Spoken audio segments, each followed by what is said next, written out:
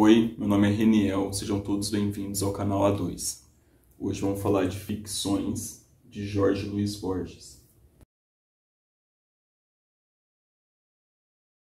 Antes da gente começar, gostaria de deixar os recados básicos. Aproveita para se inscrever aqui no canal, para seguir a gente no Instagram, no @a.2 e compartilhar esse vídeo com seus amigos. Para quem não sabe, Borges é um escritor argentino do século passado. Escreveu contos, escreveu ensaios, críticas literárias e trabalhou também durante muito tempo em bibliotecas, né? Foi diretor da Biblioteca Nacional da Argentina e no final da sua vida acabou cometido por uma doença nas vistas que levou à cegueira e que abalou ele profundamente, né? Porque afastou ele desse hábito que ele tanto amava, que era a leitura e os livros. Aqui em ficções a gente tem, são contos, são duas coletâneas de contos do início da década de 40, de 41 a 45 mais ou menos. E a gente tem aqui uma série de reflexões filosóficas, críticas literárias, contos que vão pensar a literatura, o tempo, a memória, de uma forma muito ficcional, né? Através da ficção. Borges até comenta que ele vai fazer críticas literárias sobre livros que não existem. Então a gente vê que essas obras são carregadas, né, pela fantasia, pela imaginação do autor.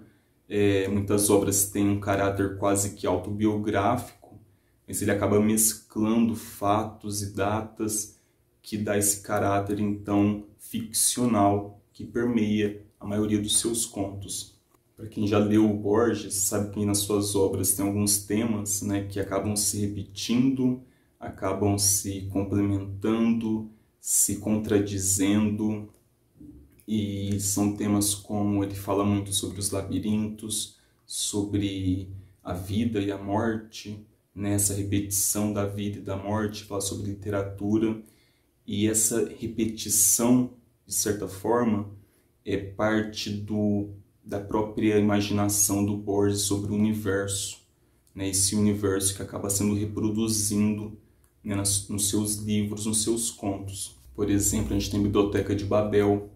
É uma biblioteca que tem todos os livros que já foram escritos e todos aqueles que poderiam ter sido escritos e que vão ser escritos, né? Ou seja, é uma biblioteca que na verdade é o universo, né? O Borges fala que o universo é essa biblioteca de Babel, que são várias câmeras e salas repletas de livros, e eles se repetem, né?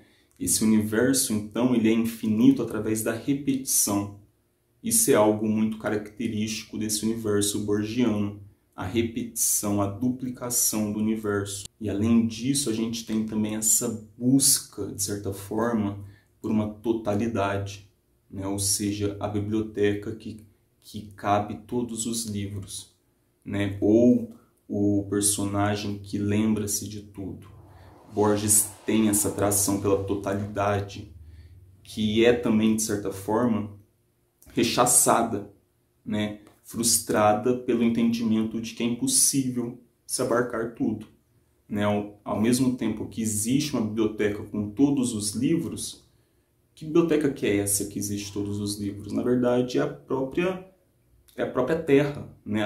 A Terra é essa biblioteca de Babel que estão todos os livros. Mas apesar disso, uma vida só não é possível para lê-los. Então existe, né, esse conflito entre a busca, né, a busca humana pelo conhecimento sobre o universo e essa impossibilidade. Essa biblioteca que é toda a possibilidade de conhecimento, né, como Borges fala, ela encerra também os próprios limites desse conhecimento.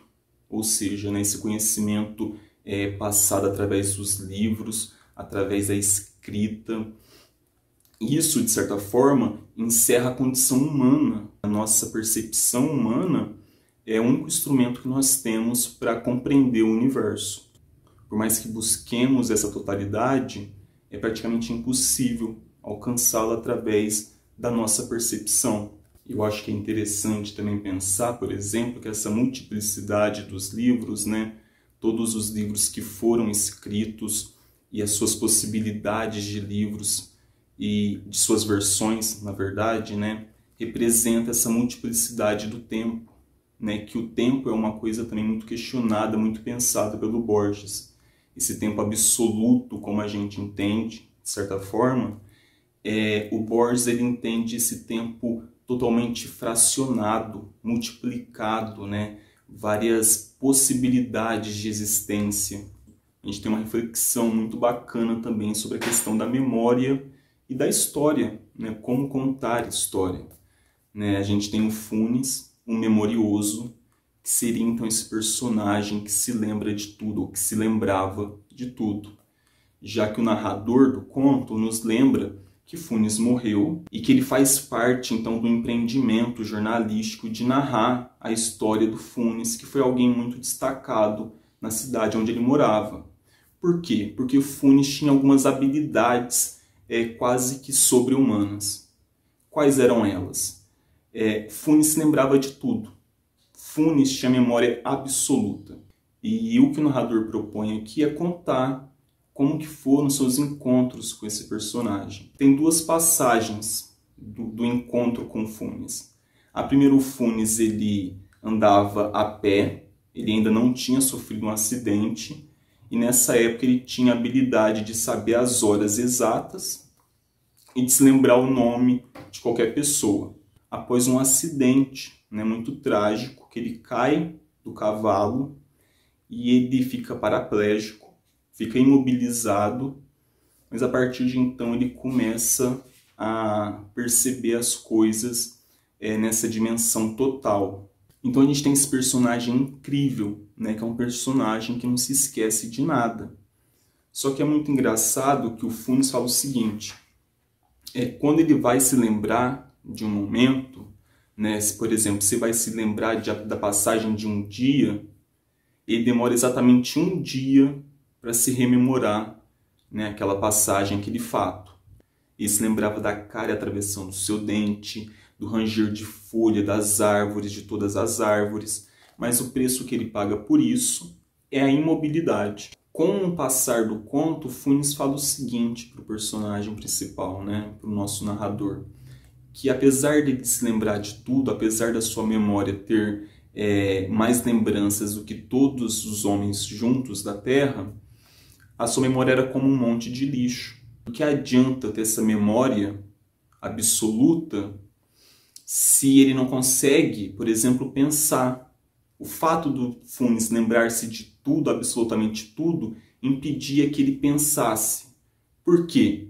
Para Funes, o cachorro que ele via ao 12h15, né, de frente, era totalmente diferente do cachorro que ele via ao 12h16 de perfil. Esse pensamento absoluto impedia que Funes conseguisse generalizar as coisas. Para o Funes, cada momento era um momento muito específico. Era como se um momento se sobreposto ao outro. Ou seja, Funes vivia num instante absoluto, num tempo absoluto. Quase como um deus, de certa forma. Ou como se fosse um relógio. Funes era um relógio. Era toda a passagem do tempo imobilizada naquele sujeito. Então, uma das questões que Funes, o memorioso, coloca para a história é a impossibilidade de uma história absoluta.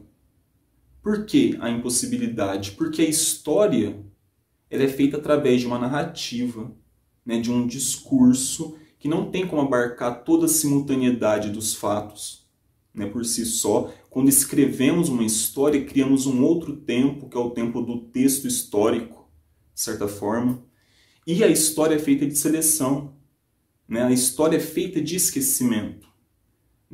A lembrança, a memória, que é a junção de um fato ao outro, nessa conexão entre os fatos, isso é o movimento da consciência. Esse tempo também, ele não é absoluto, mas ele é múltiplo, porque existem várias percepções, vários pontos de referência. A gente tem que lembrar, por exemplo, que o Funes apesar dele perceber, né, todas as coisas, ele é imóvel. Então a memória do Funes é uma memória super-humana. E a memória do homem?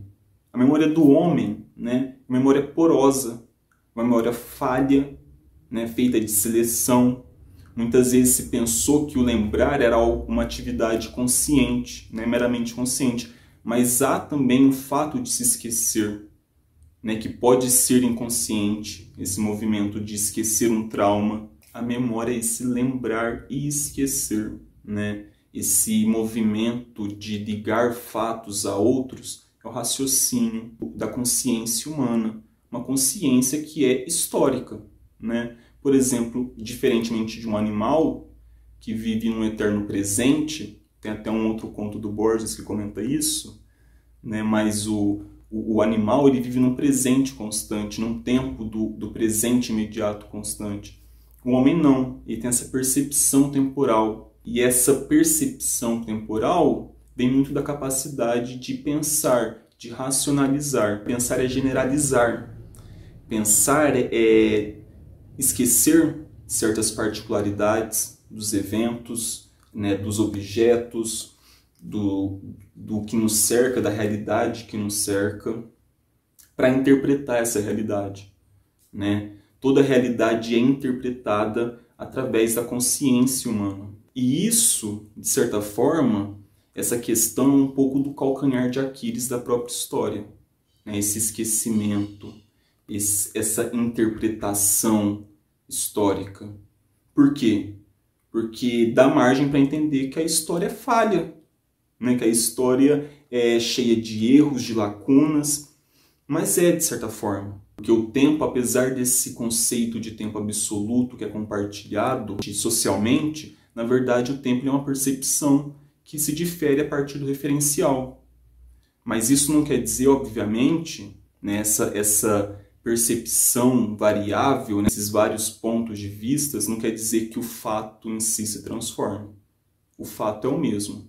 O que muda é a percepção em torno desse fato. Então eu compreendo que essa obra do Funes vem falar um pouco disso, né, desse movimento do esquecimento, né, o quanto que o esquecimento ele faz parte do movimento de lembrar. Esquecer é também um lado da mesma moeda de lembrar, né? Quando rememoramos uma história, como lembramos uma história, selecionamos fatos e excluímos outros, né? Essa é uma seleção que é feita. E isso aqui o Borges, eu acho que está querendo chamar a atenção para esse fato, né? E para termos consciência sobre esse fato, na verdade. Enfim, isso é só um pouquinho desse livro, um livro imenso, um livro cheio de reflexões extremamente profundas. Mas eu queria falar um pouquinho dessas duas obras, né? Sobre o Funes, o Memorioso, e a Biblioteca de Babel, porque falava um pouquinho dessa questão do tempo, do conhecimento, da percepção humana, e enfim, mas tem muito mais. Aqui tem Borges, além disso, ele é um ótimo contador de histórias, né? A gente até comentei com a moça que eu comprei o livro do sebo, que a gente estava conversando, que falou assim que era muito difícil ler algumas obras do Borges, e de fato que traz muito uma questão filosófica também, discussões filosóficas sobre tempo, memória, sobre vida e morte. Mas apesar disso, né, dá também para ler essas obras para além dessas reflexões, como obras para passar o tempo, para se divertir, né? Tem vários contos aqui que lembram até romances policiais investigativos, que você é pego de surpresa na última página, na última linha. Enfim, era isso que eu queria falar um pouquinho. Obviamente não quero esgotar, não tem como esgotar Borges. E fica de recomendação. Um livro incrível, muito, muito, muito incrível, muito bom. Borges entrou sim para a galeria dos queridos assim muito facilmente, porque é muito bom. Suas histórias são muito boas. E fica de recomendação para vocês. Comenta aqui, vocês já leram Borges, o que vocês acham, se vocês já conheciam esses contos, o que vocês pensam também, né, sobre o Borges, enfim. Fica à vontade para comentar, para compartilhar esse vídeo e a gente se vê semana que vem. Abraço!